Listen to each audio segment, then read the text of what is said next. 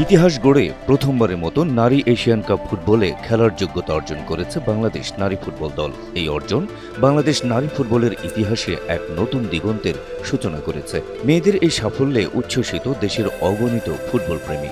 সঙ্গত কারণেই শুভেচ্ছার জোয়ারে ভাসছেন ইতিহাস গড়া আফ্রিদা ঋতুপর্ণারা। সেই ধারাবাহিকতায় বিজয়ী নারীদের অভিনন্দন জানিয়েছেন দেশের প্রধান উপদেষ্টা ডক্টর মোহাম্মদ ইউনূস। বুধবার রাতে প্রধান উপদেষ্টার প্রেস উইং থেকে পাঠানো এক বার্তায় তিনি এ অভিনন্দন জানান। বার্তায় প্রধান উপদেষ্টা বলেন, এই সাফল্য শুধু নারী ফুটবলের নয়, বরং গোটা জাতির জন্য গর্বের। এটি দেশের সম্ভাবনা, প্রতিভা ও অদম্য চেতনার অনন্য উদাহরণ। এই অর্জন ভবিষ্যৎ প্রজন্মকে অনুপ্রাণিত করবে এবং আন্তর্জাতিক পর্যায়ে বাংলাদেশের মর্যাদা আরও বাড়াবে বলেও বার্তায় উল্লেখ করেন প্রধান উপদেষ্টা। বুধবার বিকেলে ইয়াঙ্গুনে শক্তিশালী মিয়ানমারকে 2-1 গোলে হারিয়ে চূড়ান্ত পর্বে যাওয়ার ক্ষেত্রটা তৈরি করে রেখেছিল বাংলাদেশ।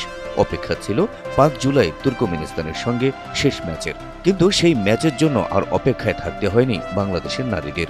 দিনের অপর খেলায় বাহরাইন তুর্কমেনিস্তানের ম্যাচ 2-2 গোলে ড্র হওয়ায় এক ম্যাচ হাতে রেখেই গ্রুপ সেরা হয়ে যায় বাংলাদেশ।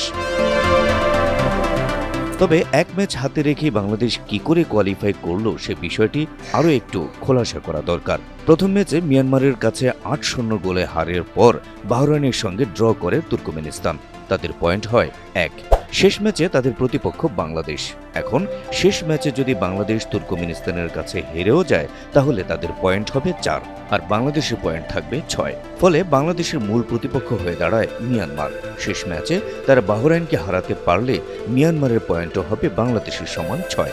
কিন্তু সমান 6 পয়েন্ট হলেও মুখোমুখি লড়াইয়ে বাংলাদেশের কাছে হেরে যাওয়ায় মিয়ানমার কোয়ালিফাই করতে পারছে না টুর্নামেন্টের নিয়ম অনুযায়ী। আর এটাই মূলত বাংলাদেশের অপেক্ষা কমিয়ে এক ম্যাচ হাতে রেখেই ইতিহাস রচনা করে দিয়েছে। প্রথমবারের মতো নিশ্চিত করে দিয়েছে 2026 এশিয়ান কাপের চূড়ান্ত পর্বে বাংলাদেশের অংশগ্রহণ।